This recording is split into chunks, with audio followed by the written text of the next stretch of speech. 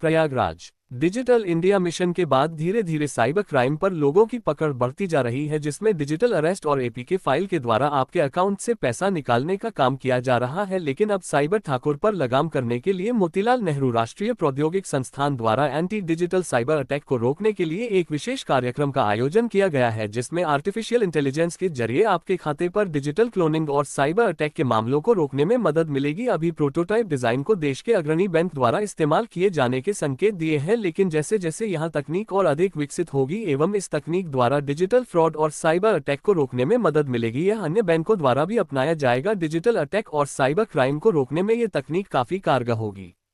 इस विषय पर जानकारी देते हुए मोतीलाल नेहरू राष्ट्रीय प्रौद्योगिकी संस्थान के साइबर सेल और साइबर रिसर्च के विभागाध्यक्ष प्रोफेसर मयंक पांडे ने बताया कि देश भर के लगभग 16 संस्थाओं के 140 से ज्यादा बच्चों के बीच डिजिटल साइबर अटैक और साइबर सिक्योरिटी के विषय में सॉफ्टवेयर डेवलपमेंट का कंपटीशन रखा गया, जिसको कई चरणों में अलग अलग प्रकार से देश के अग्रणी साइबर सिक्योरिटी सिस्टम पर काम करने वाले विशिष्ट प्रोफेसर की टीम द्वारा परीक्षण किया गया। इसके बाद 2 सॉफ्टवेयर को प्रथम और द्वितीय पुरस्कार दिया गया। इस निर्णायक मंडली में बैंकिंग उद्योग एवं शिक्षा जगत के प्रतिष्ठित विशेषज्ञों को शामिल किया गया था। उन्होंने इस विषय पर जानकारी देते हुए कहा कि अब एक विशेष सॉफ्टवेयर के जरिए बैंक अपने खाता धारकों के ऐप को निगरानी करेगी, जिसमें खाता धारकों द्वारा किए जा रहे यूपीआई पेमेंट, मनी ट्रांजैक्शन और अकाउंट मैनेजमेंट की पद्धति को रेड करेगी, जिसमें हाथों के सेंसर ट्रांजैक्शन के तरीके और खाता धारक के कई अन्य विवरण शामिल होंगे। इस ऐप की खासियत यह होगी कि यह खाता धारक के उंगलियों की पहचान को सुनिश्चित करेगी, जिस किसी अन्य के द्वारा खाता धारक के डिजिटल ऐप या अकाउंट मैनेजमेंट को इस्तेमाल नहीं किया जा सकता है। इसके 2 फायदे होंगे, जिसमें डिजिटल फ्रॉड और अरेस्टिंग के साथ साथ मोबाइल के खो जाने पर किसी भी ऐप द्वारा खाता धारक का मोबाइल इस्तेमाल नहीं होगा। दूसरा, क्लोज मॉनिटरिंग। डिजिटलाइजेशन के कारण एक निश्चित अवधि के अंदर किए गए ट्रांजैक्शन को यह वर्किंग कंडीशन पर नहीं रखेगा, क्योंकि देखा जाता है कि जब भी किसी खाता धारक का खाता डिजिटल हैकिंग के जरिए ब्लूका जाता है तो वह 26 सेकंड के अंदर ही निपटाया जाता है, जबकि एक आम खाता धारक कोई भी ट्रांजैक्शन बड़े आराम से और समय पर तरीके से 1 मिनट से 1 मिनट 15 सेकंड का समय निश्चित रूप से खर्च करता है। इस वजह से इस ऐप के माध्यम से डिजिटल फ्रॉड और इस प्रकार की कोई अन्य हक काम नहीं करेंगे। दूसरी बड़ी समस्या एपीके फाइल्स की है, जो कि किसी भी खाता धारक के खाते से हैकिंग द्वारा उसके मोबाइल कनेक्टिविटी और खातों पर प्रश्न चिन्ह लगा देता है और मनमाने तरीके से उसके खाते से पैसों का ट्रांजैक्शन किया जाता है। अब यह एपीके फाइल्स की पहचान करते हुए उन फाइलों को रेड करेगा जहां पर किसी भी प्रकार का मल्टीपल अकाउंटिंग सिस्टम काम कर रहा होगा, क्योंकि कोई भी डिजिटल लोडिंग मल्टीपल अकाउंटिंग पर काम करती है।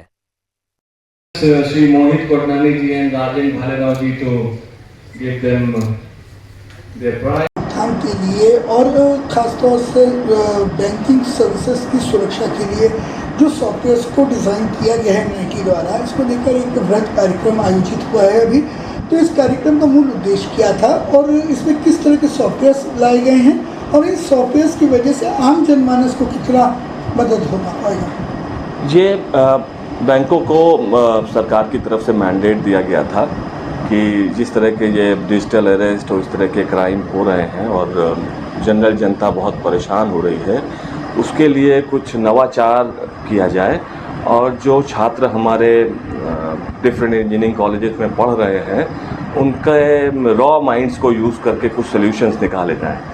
इसके लिए सेंट्रल बैंक ऑफ इंडिया ने हमको अप्रैल में कनेक्ट किया था और उसके बाद ये एक हैकाथॉन 3 महीने की हैकाथॉन थी और इसमें एक प्रॉब्लम दिया गया कि एआई से का इस्तेमाल करके कैसे इस तरह के फ्रॉड्स को रोका जा सकता है और उसका एक प्रॉब्लम डेफिनेशन बना और 11 मई के शुरुआती महीने में इस प्रॉब्लम को पब्लिक डोमेन में लाया गया कि इस प्रॉब्लम का सलूशन निकालना है। तकरीबन 200 से ऊपर 226 के आसपास रजिस्ट्रेशन मिले ऑल ओवर इंडिया से और बच्चों ने सबसे पहले उनसे मांगा गया था 4 पेज का कॉन्सेप्ट नोट कि जिसमें इस प्रॉब्लम को किस तरीके से एआई यूज़ करके सॉल्व कर सकते हैं और उन 226 को फिर ज्यूरी द्वारा और इंडस्ट्री एकेडमिया से सभी ज्यूरीज को द्वारा शॉर्टलिस्ट किया गया। तो उन 226 में से 30 टीमों को हमने चुना।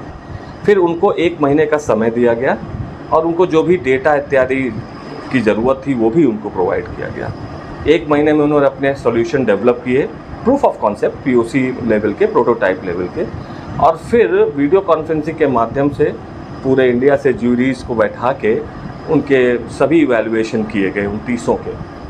उन 30 में से फिर 8 टीमों को जो सर्वश्रेष्ठ थी उस समय उनको सेलेक्ट किया गया, उनको और कुछ समय दिया गया कि वो अपने सॉल्यूशंस को और पुख्ता कर लें।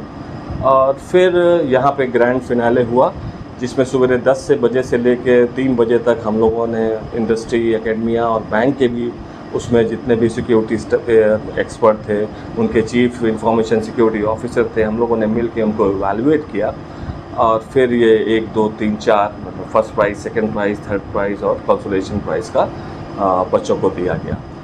सर, ये जो सॉफ्टवेयर है, ये सॉफ्टवेयर किस तरीके से काम करती हैं और इससे किस तरीके से बैंकिंग कोडिंग में सिक्योरिटीज आती हैं? मैं एक उदाहरण दे के समझा सकता हूँ। जैसे हर आदमी जो अपना मोबाइल फ़ोन या कंप्यूटर यूज़ करता है तो सबकी अपनी एक आदत होती है, सबकी अपनी हैबिट होती है, सबका एक पैटर्न होता है। तो सपोज़ मैं एक मोबाइल फ़ोन यूज़ कर रहा हूँ तो मेरा स्वाइप करने का तरीका, मेरा टाइप करने का तरीका ये यूनिक होता है। अगर इसी को हम बार बार स्टोर करते रहे और ये मशीन और एल्गोरिथम हमारा लर्न करता रहे तो जब हम नॉर्मल बैठे हुए हैं, हम अब आराम से बैंकिंग का काम कर रहे हैं, एक बैकग्राउंड में एल्गोरिथम चल रहा है जो हमारे टाइपिंग और स्वाइपिंग के तरीके को रिकॉर्ड कर रहा है। सपोज़ अब मैं ही डिजिटल अरेस्ट का अगर मेरे ऊपर कुछ अटैक आता है तो उस समय मेरी साइकोलॉजी कुछ डिफरेंट रहेगी, मैं घबराया रहूँगा, मेरा इन्वायरमेंट अलग होगा। उस समय मेरी जो टाइपिंग करने की पद्धति होगी वो जो जनरली मैं काम करता हूँ उससे अलग होगी। और इसी चीज़ को रोकने के और इसी को हम लोग कैच कर सकते हैं AI के द्वारा, और इसी के बेसिस पे ये सब सॉल्यूशंस डेवलप किए हैं। तो ये इसके लिए क्या आम जनमानस को कुछ पे करना पड़ेगा या ये नहीं, ये बैंक की तरफ से जिस तरह से आपको OTP और बाकी और सिक्योरिटी के पैरामीटर्स बैंक प्रोवाइड करता है, ये देखिए भारत सरकार का एक मैंडेट है कि हमको जनरल जो जनता है उसको ज़्यादा दिक्कत ना हो और वो कॉन्फिडेंस के साथ UPI और नेट बैंकिंग को यूज़ कर पाए। इसी के परिप्रेक्ष्य में ये पूरी हैकाथॉन कराई गई थी।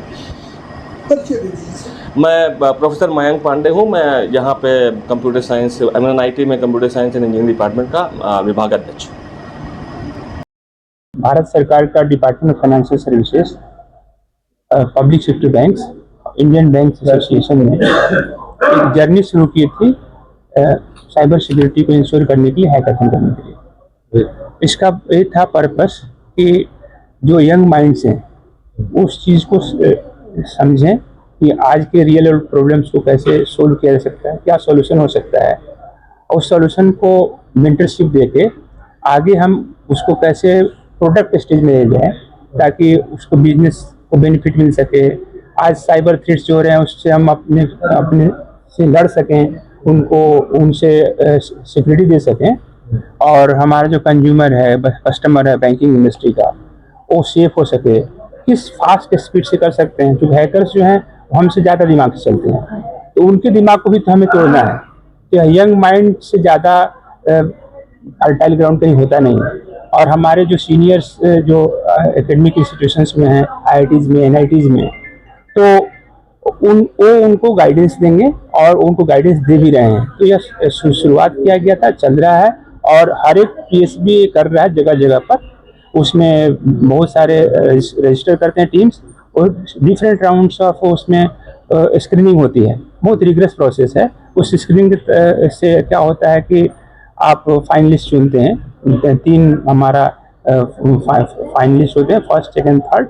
5 लाख, 3 लाख, 2 लाख और एक कंसोलेशन प्राइज होता है जो 1 लाख होता है, तो वो उनको मिलेगा।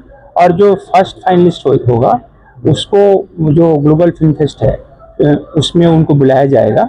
तो इससे देश में इनोवेशन का कल्चर प्रमोट होगा और हम लोग उसमें आगे बढ़ रहे हैं। यहाँ का जो अभी हमारा हो रहा है यहाँ MNIT इलाहाबाद में, तो सेंट्रल बैंक ऑफ इंडिया कर रहा है और उसी तरह बाकी PSB दूसरी जगह कर रहे हैं, डिफरेंट टाइम।